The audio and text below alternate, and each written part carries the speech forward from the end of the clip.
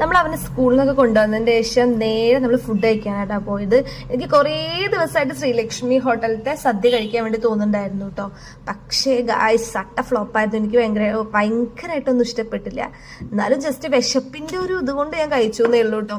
പിന്നെ കണ്ണേട്ടനെ നിർബന്ധിച്ച് കൊടുക്കുന്ന കാരണം ഞാൻ വലിയ ഇടയ്ക്കൊന്നും പറഞ്ഞില്ല. നന്നായി എന്നൊക്കെ പറഞ്ഞു.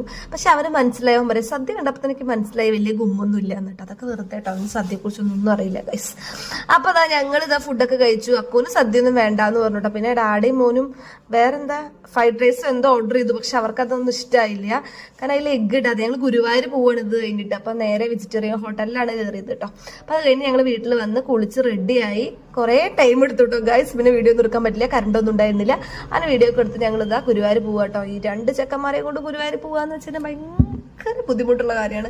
വണ്ടിൽ ഇത്രയും നേരം ഇരിക്കേണ്ട. അവര് ഭയങ്കര അലമ്പാർന്നു. അപ്പൊ ഇടക്കിടക്ക് തിന്നാൻ വേണ്ടിയിട്ട് എന്തെങ്കിലുമൊക്കെ കൊടുക്കണ്ടേ, എന്നാലും ഉണ്ടായിരിക്കുള്ളൂ കേട്ടോ. നമ്മളവിടെ പാർക്കൊക്കെ ചെയ്തിട്ട് ഇറങ്ങി കേട്ടോ ഗൈസ്. അയ്യോ വൈകുന്നേരം എൻ്റെ ലൈഫിൽ ആദ്യമായിട്ടാണ് ഗുരുവായൂർ പോണത് കേട്ടോ. അപ്പൊ ഞങ്ങൾ വിചാരിച്ചു തിരക്കൊന്നും ഉണ്ടാവില്ല എന്നിട്ടോ. പക്ഷെ ഞങ്ങൾ ഇതുവരെ പോയതിൽ വെച്ചിട്ട് ഏറ്റവും കൂടുതൽ തിരക്കുള്ള ഒരു സമയം എന്ന് വെച്ച് കഴിഞ്ഞാൽ ഇതായിരുന്നു കേട്ടോ. ഇവിടെ നിന്നത്തെ വീഡിയോസ് ഒന്നും ക്ലിയർ ഇല്ല. എന്താന്നാവേ ഫോണിന് എന്തോ ഒരു സംഭവം അവിടെ എത്തിയപ്പോൾ പറ്റി ഗൈസ്. പിന്നെ അതാ ഞങ്ങൾ തൊഴുത്, ഞാനും കണ്ണേട്ടനും നന്നായിട്ട് തൊഴുതു കേട്ടോ ഗൈസ്. കാരണം പറയാതിരിക്കാൻ പറ്റില്ല. കണ്ണേട്ടന് ഇങ്ങനെ കുഴപ്പമുള്ള കാരണം എനിക്ക് പ്രഗ്നന്റ് ആയ കാരണം ഞങ്ങൾ രണ്ടുപേരും ഉള്ളിൽ കയറ്റി നന്നായിട്ട് തൊഴുതു.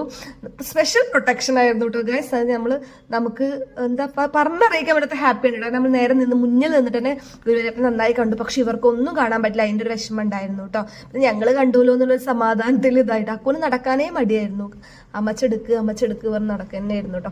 നമ്മൾ ഗുരുവായൂർ പോയ ഒരു ഇതാണല്ലോ, നമ്മൾ ഫുള്ള് ഇങ്ങനെ നടന്ന് കാണുക, ഫോട്ടോസ് എടുക്കുക, ഓരോന്ന് വാങ്ങിക്കുക എന്നുണ്ട്. പിന്നെ അതിന്റെ ലക്ഷ്യമായിരുന്നു കേട്ടോ. പിന്നെ കുട്ടികൾക്ക് ഇഷ്ടപ്പെട്ട എന്തൊക്കെയൊക്കെ കുറെ അവര് വാങ്ങിച്ചു കേട്ടോ.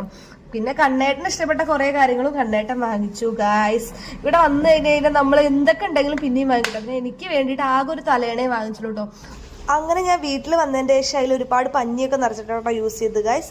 പിന്നെ തിരിച്ച് വരുമ്പോഴേക്കും നല്ല വിശപ്പായിരുന്നു. കാരണം 9:45 നമ്മൾ അവിടെ നിന്ന് ഇറങ്ങിയത് കേട്ടോ. ഒരുപാട് തിരഞ്ഞു, എവിടെയും കിട്ടില്ല. പിന്നെ അഖമാല ഞങ്ങൾ എപ്പോഴും കയറാറുണ്ട്. താടിക്കാരൻ്റെ കട എന്ന് പറഞ്ഞിട്ട് ഒരു കപ്പയും കാന്താരിയും പറഞ്ഞിട്ടുള്ള ഒരു കട കേട്ടോ. അപ്പം ഞങ്ങൾ എപ്പോഴും അതിൽ കയറിയിട്ടുണ്ട്. അപ്പം ഞങ്ങളെ പോലെ തന്നെ ഇവർക്ക് ഫുഡൊക്കെ നല്ല ഇഷ്ടമായിട്ടോ. അപ്പം ഞങ്ങൾ ഫുഡൊക്കെ കഴിച്ചിട്ട് അങ്ങനെ കടന്നുറങ്ങി ഗൈസ്. അപ്പം അടുത്ത വീഡിയോ ആയിട്ട് കണ്ടവരെ